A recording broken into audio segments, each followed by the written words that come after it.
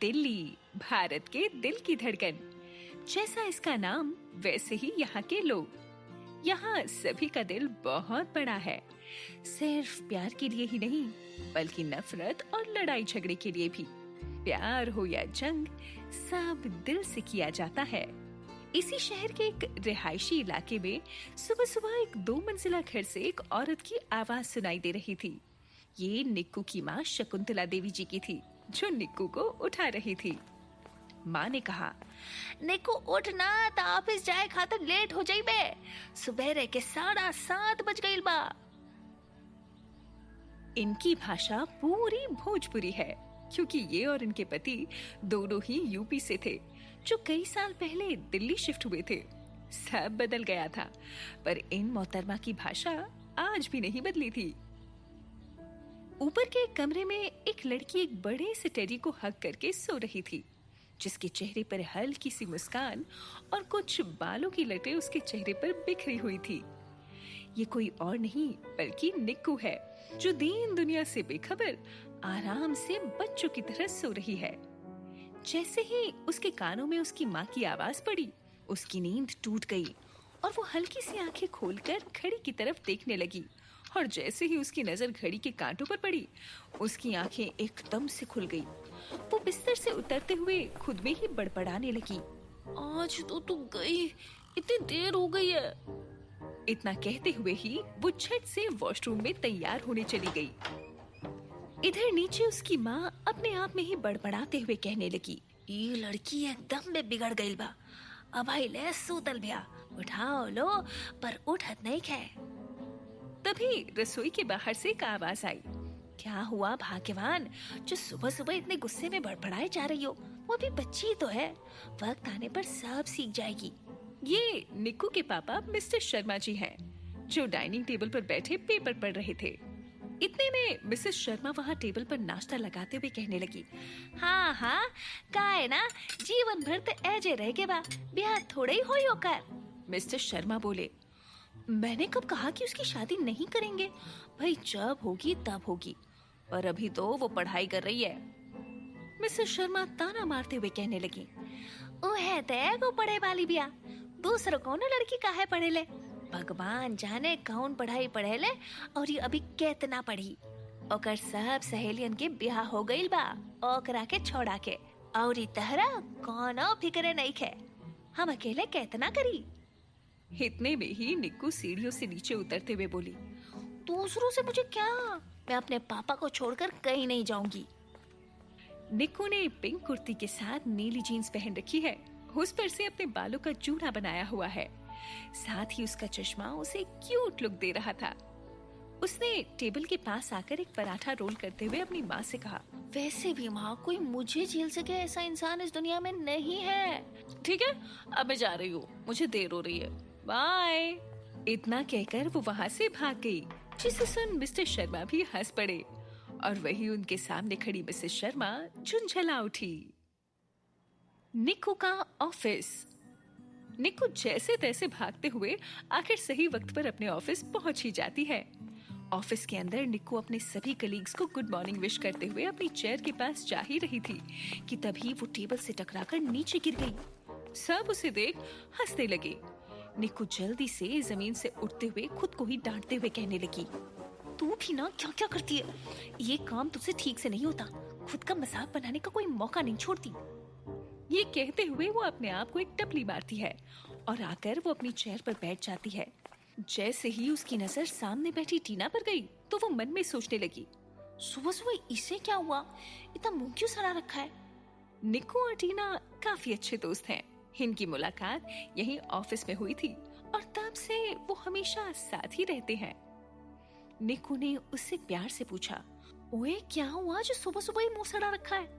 कहीं किसी लड़की ने तेरे रोहित को तो नहीं उड़ा लिया? रोहित टीना का बॉयफ्रेंड है।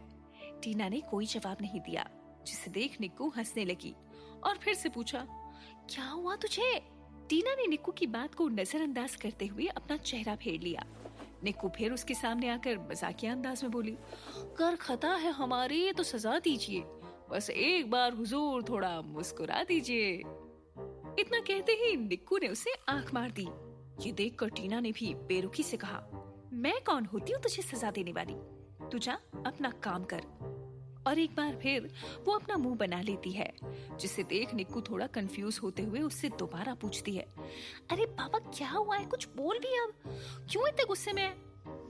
टीना ने अपनी चुप्पी तोड़ते हुए कहा, जैसे तू मुझे सब बताती है, खुद बिना बताए जा रही है मुझे छोड़कर, और ऊपर से बड़ी ही भोली बन रही है। निक्कू ने भी आगे कहा, मैं कहीं जा रही हूँ, वो भी तुझे छोड़कर, और मुझे ही नहीं पता, मतलब कमाल है। टीना ने भी उखड़ते हुए कहा, हाँ तू जा रही है, वो भी कल शाम को ही। ये सुनते ही निक्कू की जोरदार हंसी छूट गई और उसे समझाते हुए कहने लगी, तू तो ऐसे कह रही है जैसे मैं हमेशा के लिए जा रही हूँ। मैं सिर्फ 2 हफ्तों के लिए जा रही हूँ, क्योंकि मेरे कजिन की शादी है, मेरी नहीं, समझी? बुद्धू। टीना बच्चों की तरह अपना मुंह बनाकर कहने लगी, पर तू जा तो रही है, मैं किसके साथ टाइम स्पेंड करूंगी? निक्कू ने उससे थोड़ा प्यार जताते हुए कहा, ओ मेरा प्यारा बच्चा, मैं जल्दी आ जाऊंगी। वैसे भी रोहित तो है ना तेरे साथ टाइम स्पेंड करने के लिए। टीना ने निक्कू की बात सुनकर कहा, हाँ बिल्कुल, क्यों नहीं, क्या हुआ जो तू नहीं है, बस थोड़े दिन की बात है, पर तू वादा कर तू जल्दी आ जाएगी। निक्कू ने आगे कहा, वादा बाबा, मैं जल्दी आने की कोशिश करूंगी, अब काम कर ले वरना बस कच्चा चबा जाएंगे। फिर कुछ सोचकर निक्कू उससे बोली, बात रही मिस करने की, तो ये मोबाइल किसके लिए है? जब मर्जी कॉल कर लियो। टीना ने भी चहकते हुए जवाब दिया, ओ हाँ यार, मैं तो भूल ही गई थी, मैं तुझे रोज कॉल करके परेशान करूंगी। निक्कू ने कहा, ओके बाबा कर लियो, अब ठीक। फिर दोनों अपने अपने काम में लग गए। उनका पूरा दिन काम करते हुए बीत गया। ऑफिस का टाइम ओवर हो गया और सब अपने घर के लिए जाने लगे। निक्कू और टीना भी सबको बाय बोलकर जा रहे थे। तभी पीछे से किसी ने निक्कू को आवाज लगाई। जब दोनों पीछे मुड़े तो सामने गौरव खड़ा था। लंबा गोरा चिट्टा एकदम जेंटलमैन टाइप का लड़का है, जो इनके साथ ही इसी ऑफिस में काम करता है और ऑफिस की कई लड़कियां इन जनाब पर दिल हारे बैठी हैं। गौरव हिचकिचाते हुए निक्कू से कहने लगा, निक्कू मुझे कुछ बात करनी है तुमसे। निक्कू ने जवाब दिया, जल्दी बोलो, मुझे देर हो रही है। गौरव को कुछ समझ नहीं आ रहा था, इसीलिए उसने निक्कू से कहा, कॉफी? निक्कू ने झल्ला कर कहा, तुम्हें कॉफी पीनी है या बात करनी है? सोच लो, मेरे पास ज्यादा टाइम नहीं है, समझे? गौरव कुछ सोचते हुए, वो मैं मैं तुमसे, वो ये तुम गलत मत समझना। निक्कू गुस्से में घूरते हुए, पहले तुम बोलो, बाकी मैं देख लूंगी। गौरव को कुछ ना बोलते देख टीना ने भी कहा, यार जल्दी बोलना, देर हो रही है। उन्हें इस तरह से बातें करते हुए देख आसपास ऑफिस के कुछ लोग खड़े होकर देखने लगे। कुछ लोग तो आपस में ही कानाफूसी करने लगे। उन्हें ऐसे भीड़ लगाता देख निक्कू झल्ला कर बोली, तुम्हें कुछ बोलना भी है या मेरा टाइम वेस्ट करने के लिए रोक रखा है? गौरव एक बार फिर से बोलने की कोशिश करता है, वो मैं, अच्छा आंखें, हम साथ। निक्कू ने दोनों हाथों को फोल्ड करते हुए कहा, मुझे लगता था कि पूरी दुनिया में मैं एक पागल हूँ, पर तुम तो मुझसे भी बड़े पागल हो। गौरव ने कहा, वो तुम मुझे इतना सीरियस लुक मत दो यार, डर लगता है तुझसे। मेरी छोड़ो, अपनी बात बोलो, अगर नहीं बोलना तो मैं चलती हूँ। गौरव ने कहा, नहीं ऐसी कोई बात नहीं है, बस 2 मिनट, मैं दोबारा ट्राई करता हूँ। करो ट्राई। गौरव अपनी पूरी हिम्मत जुटाते हुए एकदम से एक सांस में बोल पड़ा, वो मैंने जब से तुम्हें देखा है तब से मैं एक ही बात बोलना चाहता हूँ कि मैं तुम्हें बहुत ज्यादा पसंद करता हूँ और तुमसे शादी करना चाहता हूँ। ये सुनते ही निक्कू और टीना की आंखें बड़ी हो गईं। वो दोनों एक दूसरे को हैरानी से देखने लगे। आसपास के लोगों के तो मुंह खुले के खुले रह गए। वो तो बस अब निक्कू के रिएक्शन का वेट करने लगे। क्या होगा जवाब निक्कू का? क्या वो गौरव को हाँ बोलेगी? क्या उसे मना कर देगी? और निक्कू कहाँ जा रही है 2 हफ्तों के लिए?